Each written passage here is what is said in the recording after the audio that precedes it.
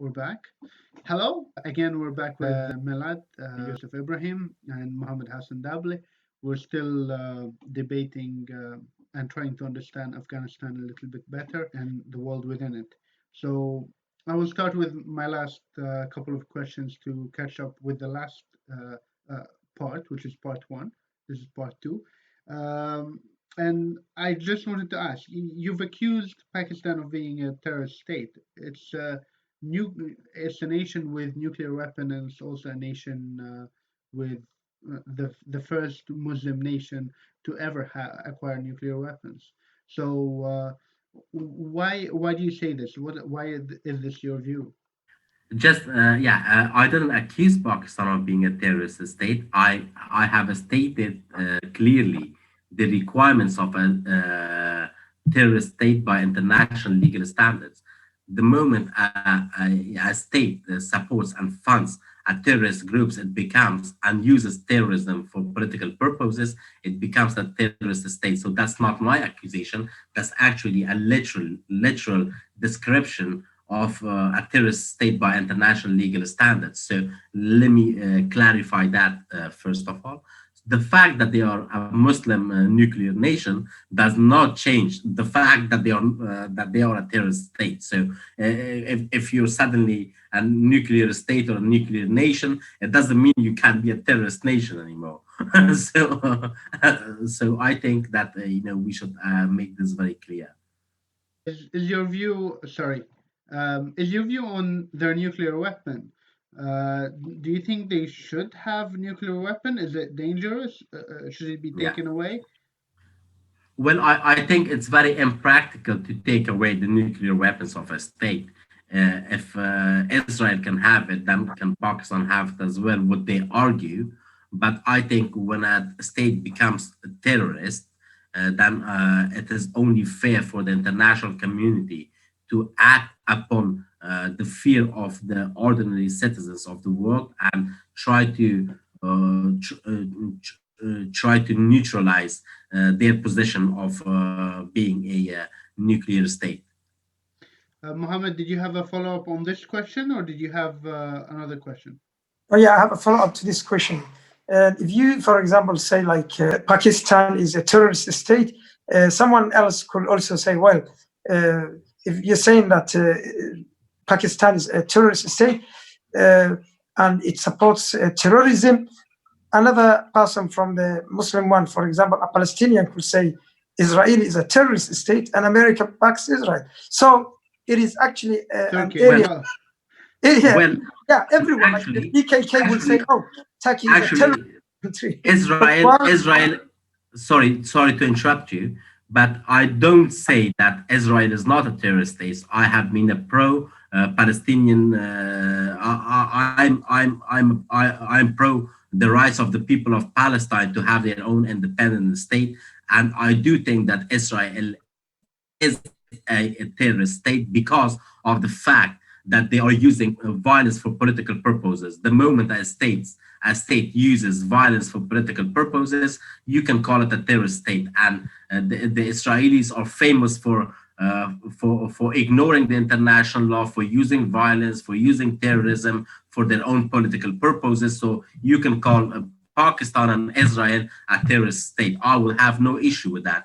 By saying that, I don't mean that the people of Pakistan are terrorists. I'm talking about the structure of a state and those who are in power in Pakistan. You can call them as part of the apparatus of terrorist state. But the people of Pakistan, I have nothing to say about that. The Afghans, the Pakistanis, and here in the Netherlands, the Dutch people, we have great connections with the people of Pakistan. They're part of the society we live in, and we have a great relationships with the people of Pakistan. But when it comes to the foreign policies of the Pakistani government and the way they have acted in the past 45 years, you can call it a terrorist state by international legal standards.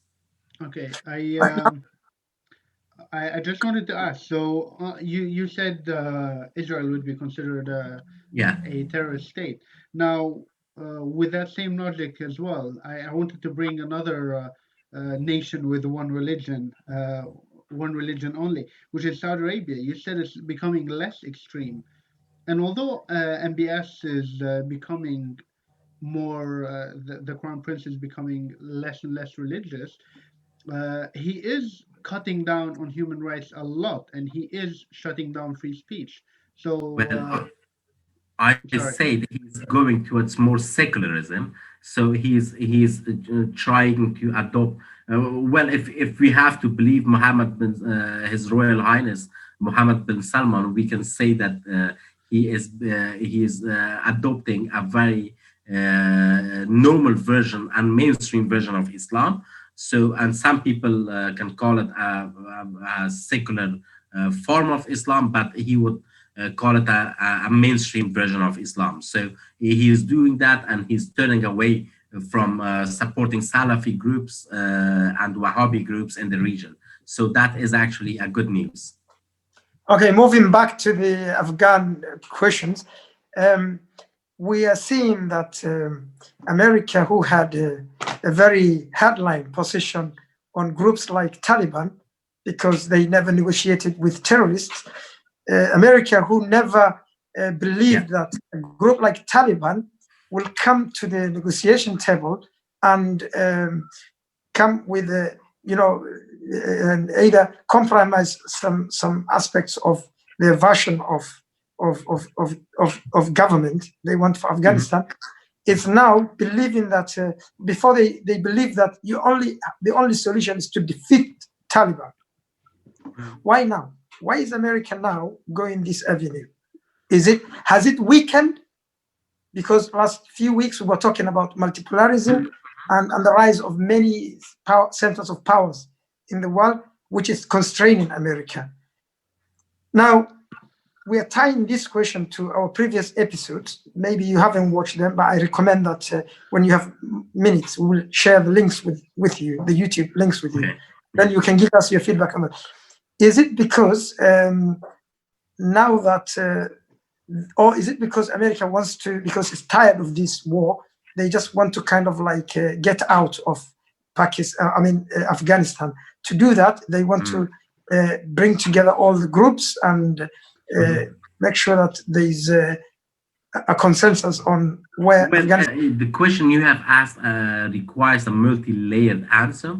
One of the layers of the answer can be that Americans are exhausted of the war, but many critics at the same time would say that Americans are exhausted of paying so much money in order to support the war. That's one. Number two, I think in the eyes of the Americans, the Taliban has never been a terrorist group. Al-Qaeda has been a terrorist group. So Taliban was accused of, and it's not accused, they have been responsible for aiding and supporting Al-Qaeda. Now with the new peace negotiation, with the new agreement they have reached with the Taliban has promised to cut off their ties with Al-Qaeda group. So that is actually a very good progress for the Americans and good progress for the Taliban, because now they will not be considered as a terrorist group because they're not allied with the Al-Qaeda anymore. And the third reason can be the fact that Trump there is an election coming up in the United States of America, and that Trump has promised the American people to stop this war and bring back their troops to America. So it can be this many critics, even within Afghanistan and in the and in the big American think tanks, they think that this whole negotiation process is just part of a campaign strategy of Trump. That if there is a conclusion reached in Afghanistan, that the Americans will not go away from Afghanistan, that they will just come back just after a few weeks after Trump has won the elections. So this entire thing is the people are putting different NGOs, think tanks, political analysts, and specialists of Afghan politics. They are putting big question marks on whether the Americans are really leaving Afghanistan or not. So the only way we can learn more about this process is to wait and watch what the negotiations will bring and what the results of the American elections would be next year. What are the key points being negotiated from the Taliban? What does Taliban want to have out of this out of these peace talks? When the negotiations between the American government and the Taliban has been finalized, the Americans have agreed to withdraw their troops, and the Taliban have promised that they will not attack American troops while they are withdrawing. So, to give them a safe pass, from exiting Afghanistan. This clause can be, can be interpreted differently. The Americans would say no, we can leave whenever we want to, and the Taliban can say, "Oh, they reach agreement with us, so we don't kill them, so they are afraid of us."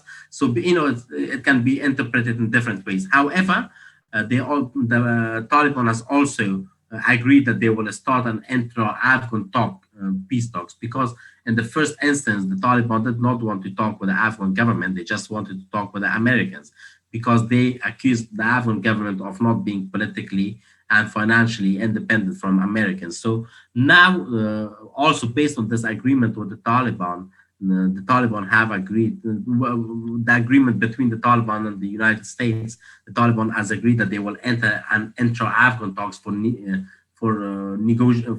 peace in Afghanistan.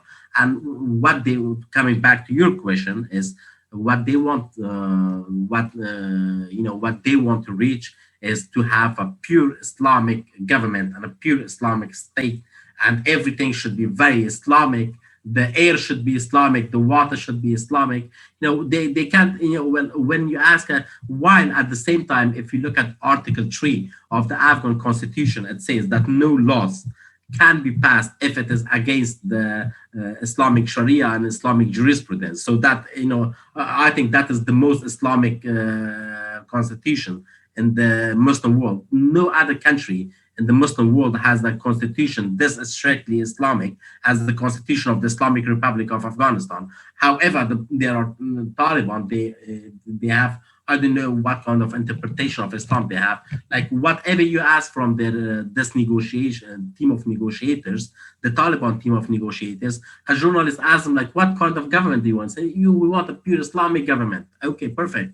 Everyone in Afghanistan, I mean, like 98% of Afghans, they want a pure Islamic government. You will not find an Afghan in the street or an Afghan politician, even though if he's secular, he would say, "Yeah, I want the Islamic government," because there's no other choice, right?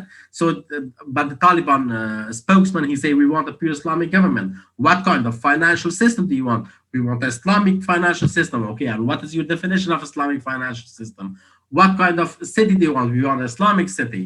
Like, for everything, their answer is an Islamic thing. Even the air, the water, the animals, the everything should be Islamic, right? Do you think this is like a propaganda trick?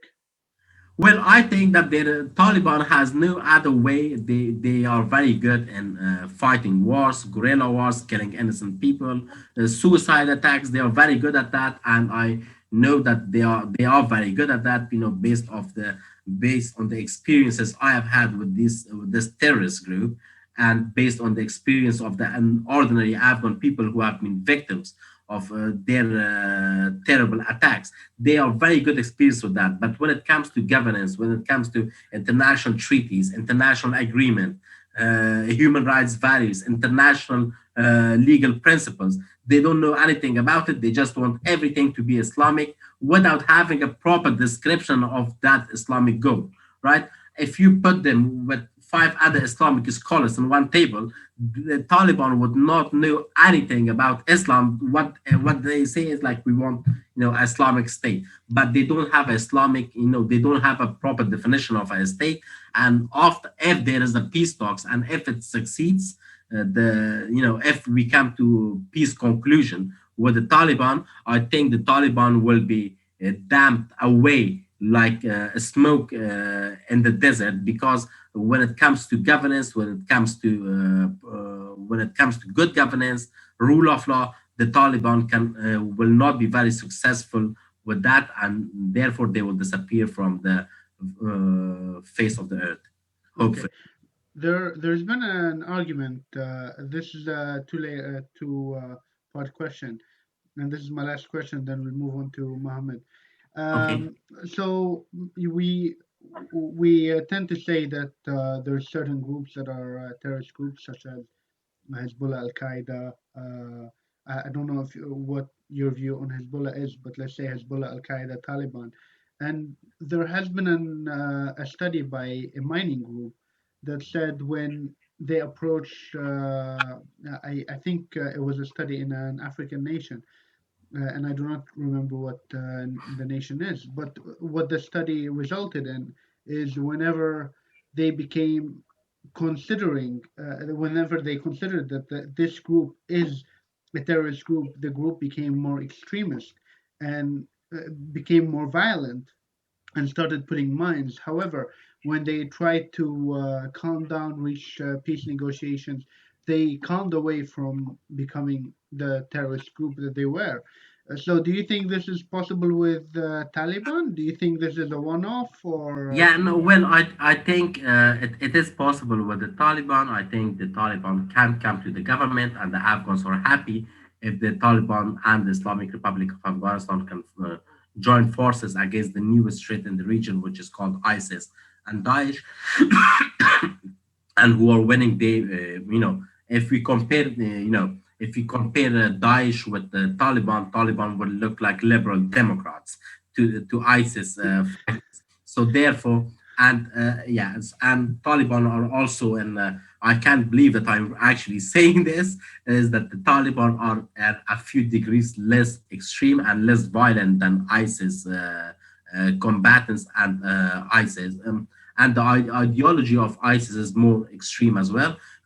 At the same time, Taliban, the other reason that the Taliban are different than ISIS is because to a major, Taliban are right in a few in the eyes of people who are who have traditional political points of view. There are points that Taliban are are correct, and where the Afghan state has been neglecting them. For example, corruption. Taliban, it is a known fact that the Taliban forces are not corrupt. That's one of the things, and the other is that this forcefully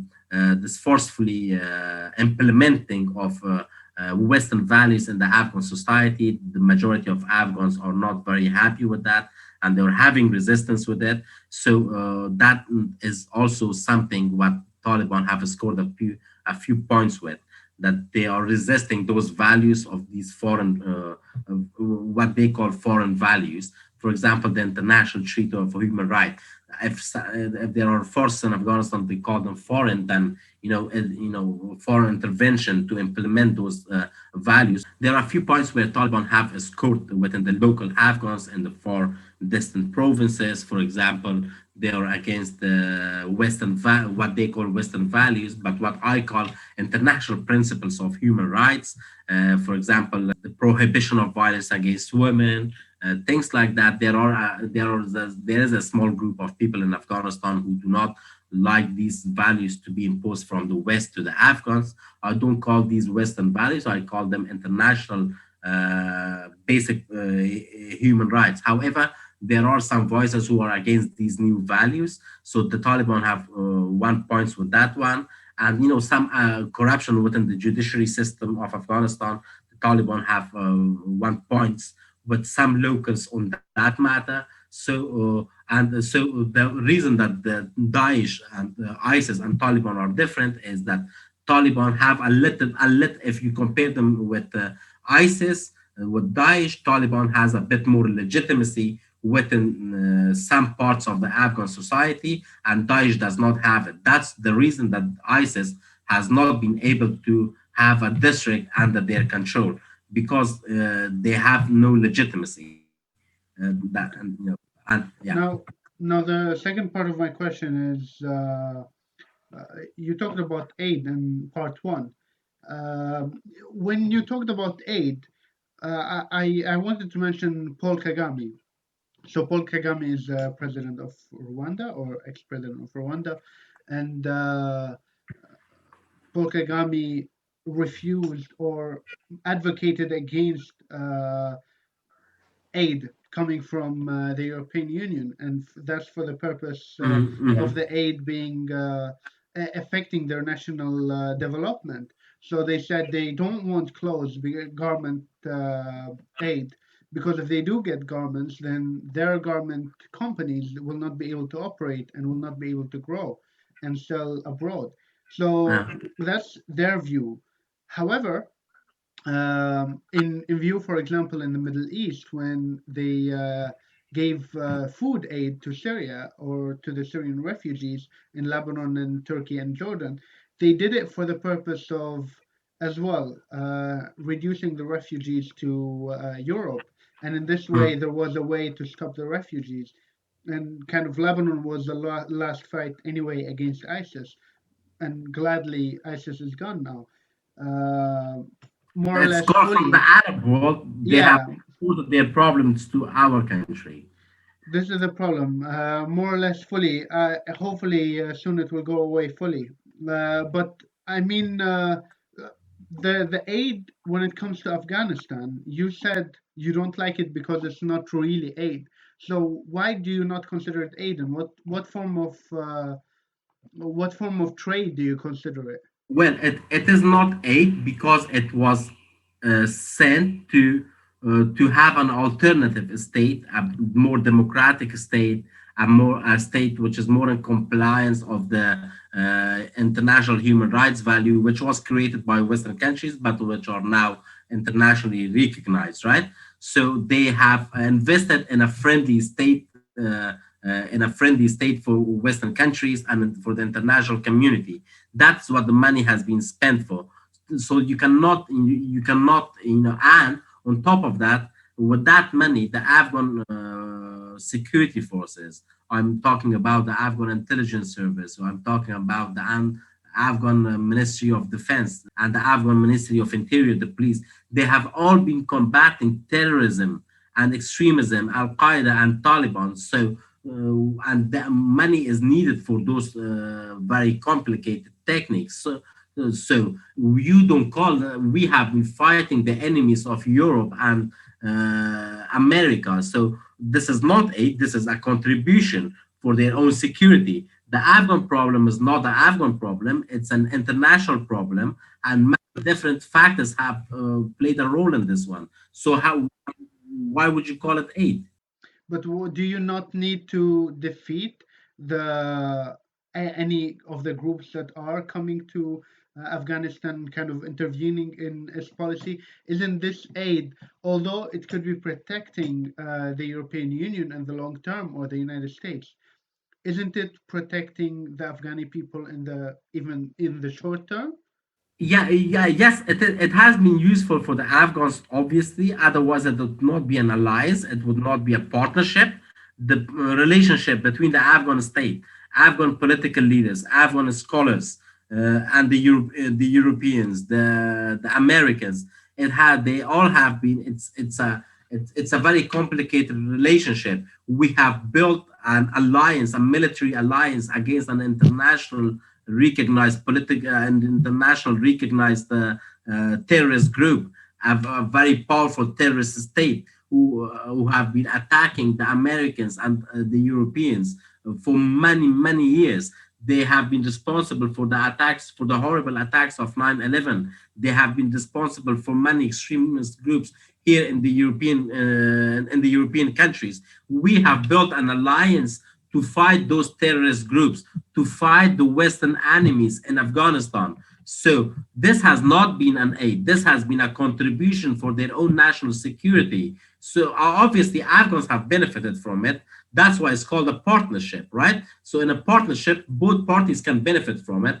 But Afghans did not benefit from this support as much as the Western countries have benefited from this, because the Western countries, if they have, for example, if they aided Afghans with a few hundreds of billions of dollars, they have sent the aid to Western non-governmental organizations, Western companies, for example, Blackwater, weapon companies, weapon factories, and different other Western companies who have been working in Afghanistan. So they have sent their money to their own people. Actually, they created jobs for their own citizens while naming it aid for Afghanistan. So we did not, the Afghans did not benefit as much from this aid as the European or sorry, not the European, but the American companies. So how can you call it an aid while the Americans have benefited the most from it, the American companies have benefited the most from it, and a small little tiny piece of it which went to the Afghans, even the European, sorry, the American NGOs and American companies have committed fraud with those funds. So it was like 95% of the aid went back to the Americans, right? And supporting the American soldiers, American tanks, American this, American bases, American everything. So you cannot call it an aid. It was just a little bit of contribution. And they are overstating their, sometimes I get the idea that the Americans are overstating their contributions towards the Afghan state. Unlike the Europeans, I actually have to admit that the Europeans have had a very noble goal in Afghanistan. Unlike the Americans, the Europeans have been pro implementation of human rights. They have supported the human rights projects. They have supported minorities. They have supported many groups important for a democratic Afghanistan. But the Americans have only invested in their own security. So you cannot call that a contribution. You cannot call that aid. That's just a contribution for your own national security. Why would you call it aid? Okay. It's contribution. And do you think there is a, sorry, this is the last part. I just had to ask this. Do you think the corruption affects the aid that's reaching down to the Afghani people in this way that it's really affecting the livelihood of the Afghani people? Yeah, the corruption has been the corruption is very effective, and it is affecting the lives of Afghan people, and it is decreasing the level of confidence in the government and in the Afghan state. It is a very big problem, but even this corruption is not an Afghan made problem. Obviously, Afghans in the past 20 years, they haven't been angels, and they are not God sent people. They have had their fair share in the corruption and in frauds with different funds. They have done that, but it has always been in cooperation with other fraudulent American companies and American non-governmental organizations. Do you think that when you're saying this is not aid, this is actually a partnership? Do you think that is securitized? Like security is the major concern. Therefore, yeah, because of their national securities, that is what I have been trying to tell since the beginning of this interview. So the main reason that the Americans have helped the Afghans is because they are concerned about the security, the national security of America. President George W. Bush have said this. President Obama has repeated the same message, and Donald Trump is repeating the same message in a very different way as well. So it has not been charity; it has been a contribution for the state's national security of America. And one final point. I wonder what role Qatar is playing here. It seems to be more kind of like having links with groups like Taliban, Al-Shabaab, and this is actually been the accusations leveled against Qatar by the Gulf states like Saudi Arabia, United Arab Emirates. It is positive for it to kind of like play a role in bringing. I can't say anything about about the relationship of Qatar and the relationship of His Highness the Emir of Qatar with other Arabic countries. However, what I can conclude is that by providing the platform for in the first instance, there are many countries who have suggested and proposed to the Afghan and the Taliban that they are willing to host the peace negotiations, and they are willing to provide support for this process. For example, countries such as Germany, France, Turkey, they have all suggested that they will be, that they can provide, the means to support the peace negotiations. But for certain reasons, the Afghan government, the Americans, and the Taliban have agreed on Qatar. And I can say that this help of Qatar to with this American peace negotiation, with the peace negotiations between the Taliban and the Americans, and the peace negotiations between the Afghan government and the Taliban have been very beneficial for the state of Qatar and for his Majesty, the Emir of Qatar, because now they have built a very strong relationship with the Americans because of this process, and they can use this relationship to benefit the citizens of Qatar, or having, or to get a more stronger position in the Arabic world with the help of the Americans. Thank you very Okay. much. Thank you very much. This includes our interview. It's been a pleasure to speak to you and Thank you for having me. Mohammed. This concludes the end of part 2 of our interview. Hopefully in the future we will bring you on to have more information, learn some more information from you. Thank you. Thank you. And thank you, Brad, for being with us.